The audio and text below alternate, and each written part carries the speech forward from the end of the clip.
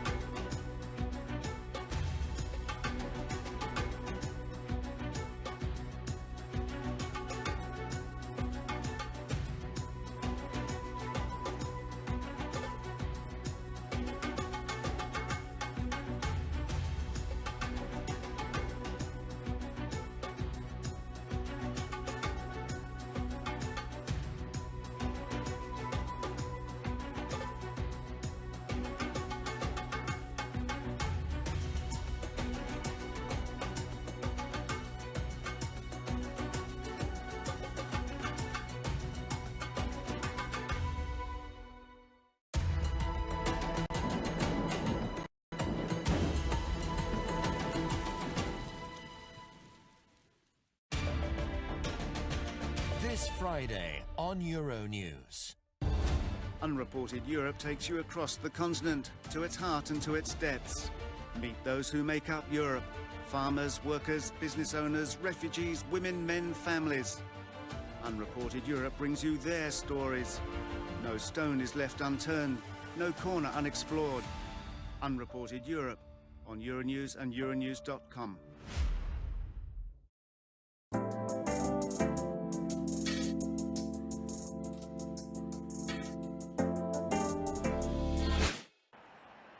Every morning, 6 million people in Madrid wake up in the European city with the highest number of premature deaths associated with nitrogen dioxide. They get on with their daily tasks, inevitably adding to the city's carbon footprint. But in the distance, a rocky giant has for decades protected the city from one of its greatest enemies, human activity. The Sierra of Guadarrama has been protected since 2013 and is one of Madrid's main weapons against pollution. National parks like this one are part of the European Action Plan to achieve zero pollution of water, air and soil, and they play a key role in the EU 2030 biodiversity strategy. Since their inception, the first parks in the United States in the 19th century were created not only for preservation purposes, but also to raise awareness. To raise awareness about the conservation of nature, but also other environmental values such as pollution, waste disposal and more. Some of the best preserved forests are in the centre of the Iberian Peninsula, and with 340 square kilometres of protected land, the Guadarrama National Park is an enormous air purifying filter for the Spanish capital. This is a green corridor that unites, or let's say that brings the air from the mountains to Madrid. Here we're truly managing a carbon sink. At over 2,000 meters high, the snow falls frequently in the Sierra of Guadarrama. Even during spring, the national park hasn't escaped climate change. The temperature here has risen between 1 and 2 degrees in the last decades. Rain and melting snow filtering through the forests give Madrid one of Europe's best quality waters. The National Park's challenge now is how to combine conservation with leisure space for the capital's inhabitants. We live in a very big city and we really need the contact with nature, as well as the positive impact the mountains have on mental health, the mental health of people living in Madrid. This is not their main contribution.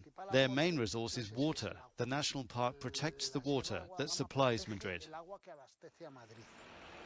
Madrid, like all cities around the world, is fighting against pollution, but this capital has nature on its side. The mountains of Guadarrama will continue to protect the city, as long as we protect them.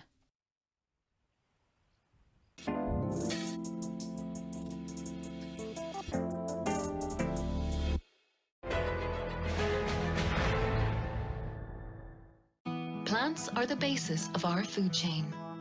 Plant production ensures that we have food to eat, feed for our animals, and provides us with many other items we use daily. Plants are vital for biodiversity and the natural environment, and they play a key role in the fight against climate change, which is why it's so important to protect our native plant life. Plant pests can be very destructive, and if they are not stopped, they can rapidly spread, causing devastation to the environment. Outbreaks of plant diseases can badly affect people's livelihoods too, as well as the quality and price of our food. This is why we need to act before there's a problem. A preventative approach built on import control and surveillance of the EU territory ensures safe trade, healthy crops and natural landscapes, and reduces the need for pesticides. In response to increasing challenges like climate change and the growing international trade in plants, the EU is stepping up its efforts to ensure more effective protection of the Union's plant life. You too can help. Do not import plants or plant material into the EU and inform the relevant authorities if new plant pests are discovered. Together, we can act to protect plants, because protecting plants is protecting life.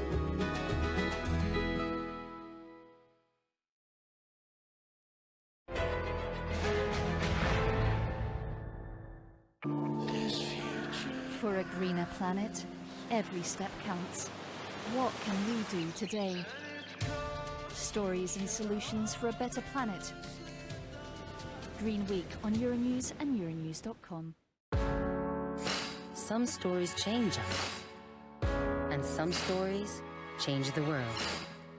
We say, there is always more to the story. Change your perspective. We are witnessing a massive change. Look at this. Thousands of people have come here. Change the conversation. There are signs of hope. Change your worldview with Euronews.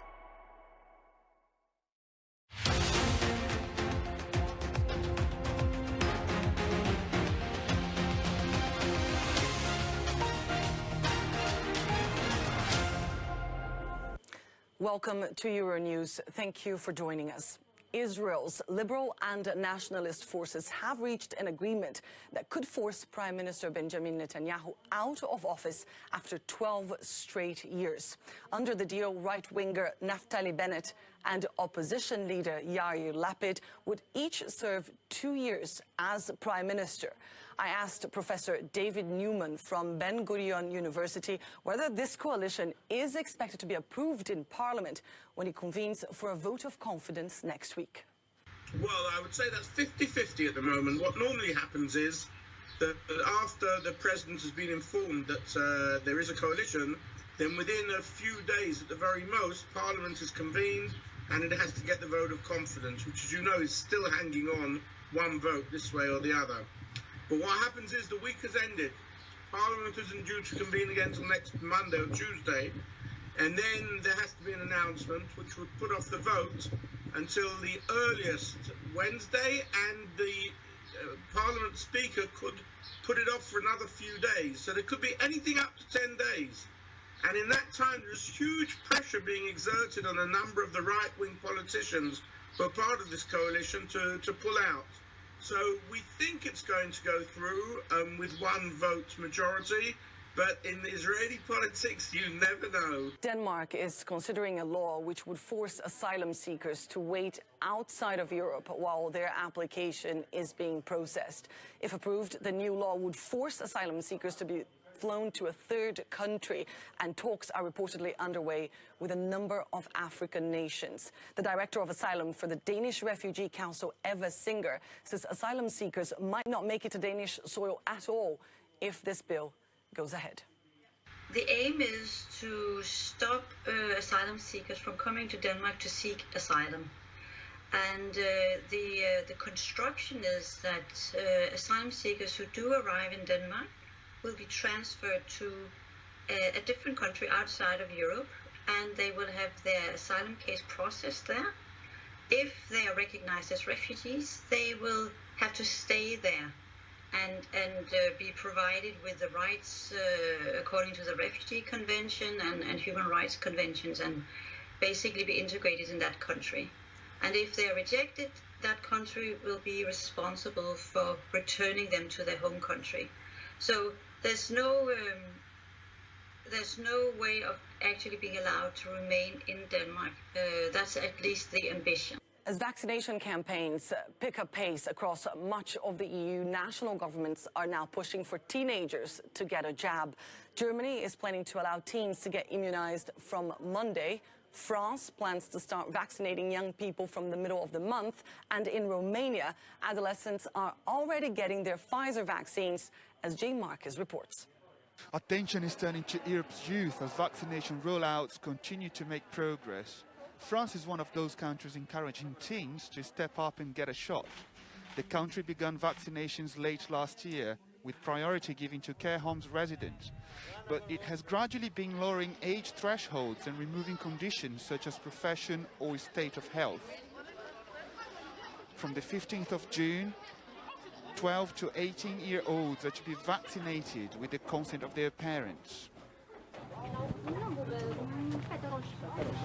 In Romania, the vaccination phase for children aged 12 to 15 has already begun with the Pfizer-BioNTech shot.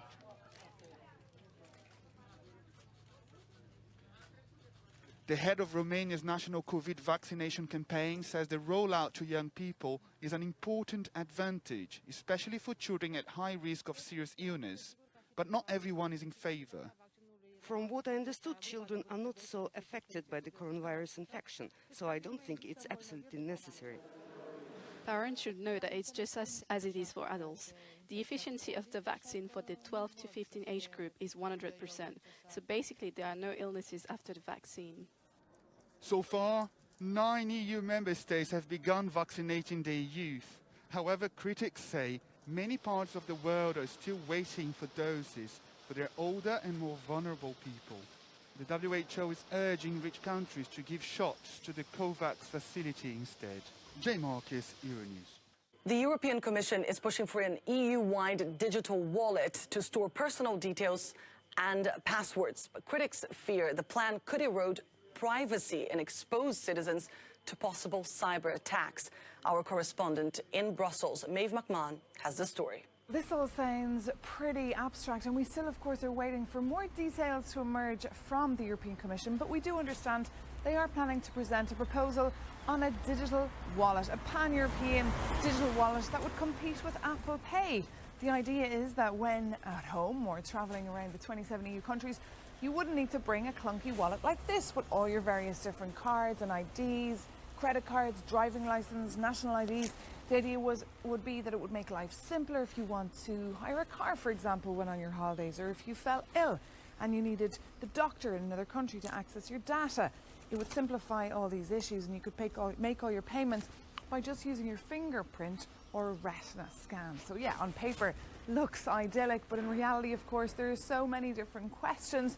The first one really is trust. Will people really want to trust a digital wallet like this? If you look, for example, at a country like Ireland, just a couple of weeks ago, they were attacked. A major cyber attack took place in the country, which meant that a number of people can't even go to their medical appointments now because actually their data cannot be accessed. So, of course, there will be a big major question there about the trust and the resilience, of course, of such an app.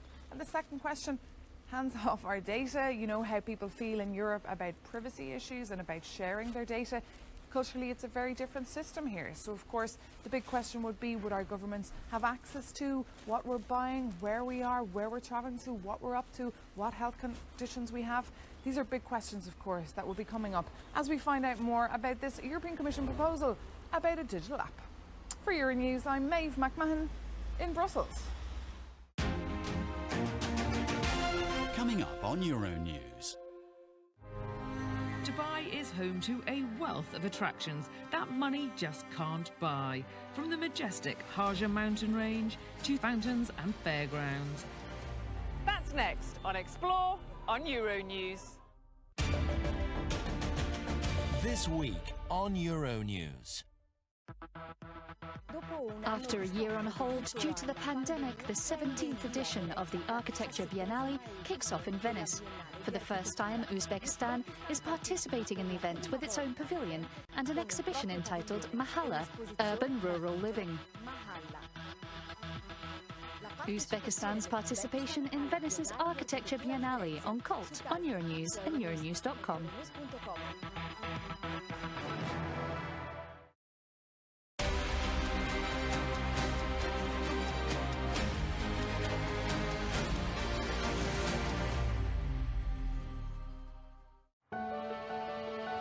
There's more to Dubai than glamour and opulence. Look around and you'll find a wealth of attractions that money just can't buy, including the majestic Haja Mountains at Hatta.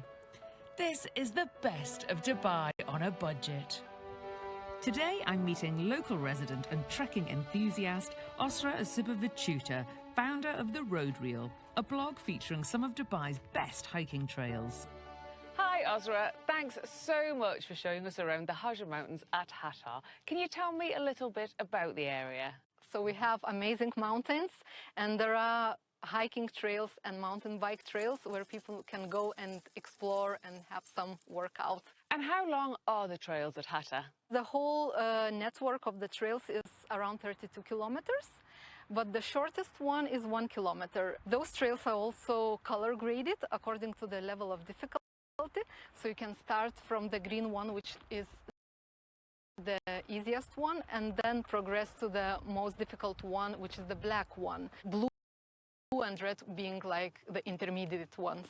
You should start early. Make sure you wake up 4 a.m. and get to the trail by 6 a.m. latest. Even early is better because it gets hot really, really soon. For the preparation, number one thing is water. You always need to have sufficient amount of water. So at least 2 liters for the shorter hikes. And for the longer hikes, it can be 5 liters, even if it's like, let's say, 15 kilometers. Visit the town of Hatta to explore Emirati history. Hatta Heritage Village preserves the practices of centuries-old rural living, watched over by the iconic Hatta Fort. Switch pace in the afternoon and take a rewarding stroll through Dubai's diverse art scene. Jameel Arts Centre in Al Jadaf is one of Dubai's contemporary art institutions, hosting world-class exhibitions that are free to visit all year round. Art Jameel Programme Director Antonia Carver gave me a guided tour. Antonia, can you tell us what the concept is at the gallery? So here at Jameel Arts Centre, we believe in arts for all. This is now known as Dubai's Contemporary Art Museum, and it's a space where we put on exhibitions, solo shows, group exhibitions. We have a library, a space for children's workshops and adult talks, for films, and outside our sculpture park and our artists' gardens. These are exhibitions that have so much to say and are so in-depth that people can visit and revisit over and over again, and it's all free. Right now we have a fantastic exhibition, Age of You, which is all about how tech is affecting us as humans, how we have become data online, and how artists are interpreting this new world that we're all trying to navigate.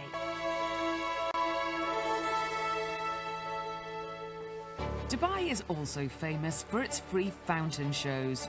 Just across the water from Jameel Arts Centre, you'll find Festival City's Imagine, harnessing water, music and light to entertain its admirers.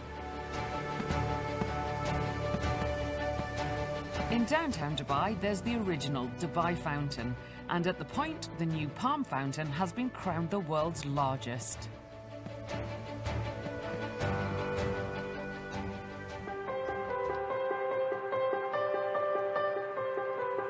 As night falls, families flock to Global Village for affordable feasts, fairground rides and free entertainment.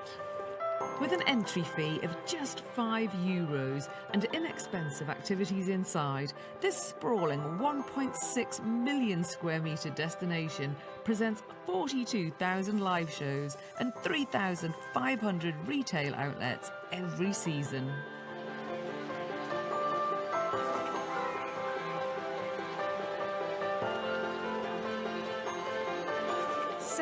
Eight different cultures are represented across its 26 pavilions, and its 300 street food stalls make it the largest street food offering in the region. Dishes here include traditional Emirati rigag bread pancakes and Instagram-worthy Asian iced desserts. And for thrill seekers, there's the slingshot.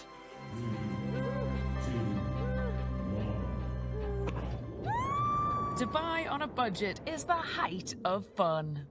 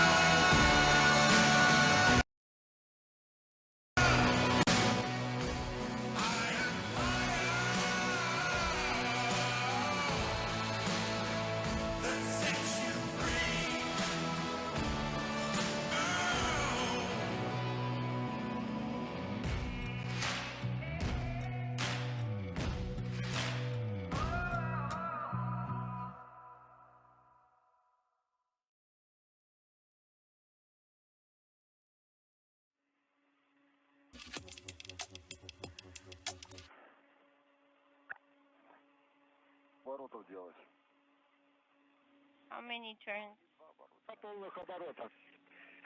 would you like me to make?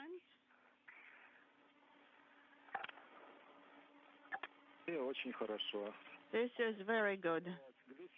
Not sure how I'm going to exit here.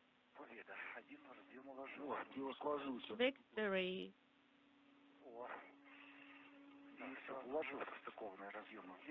Okay, the mated connectors are now placed in the Lirka clips. Copy. I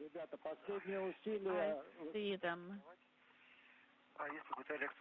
I open the flap. And Alek, if you could move 9-11, 9-12. Okay, now you're red.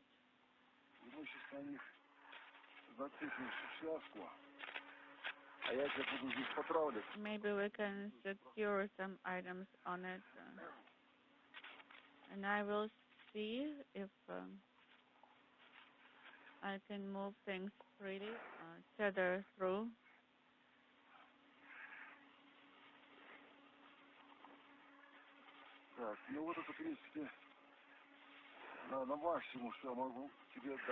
This is the maximum of length I can give you. Is that sufficient? Yes, and I even have.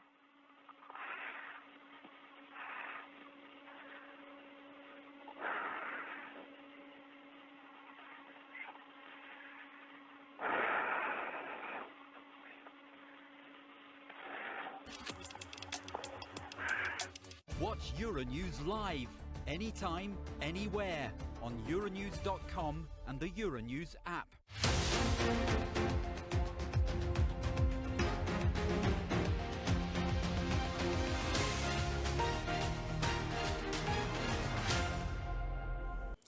Welcome to Euronews. Thank you for joining us.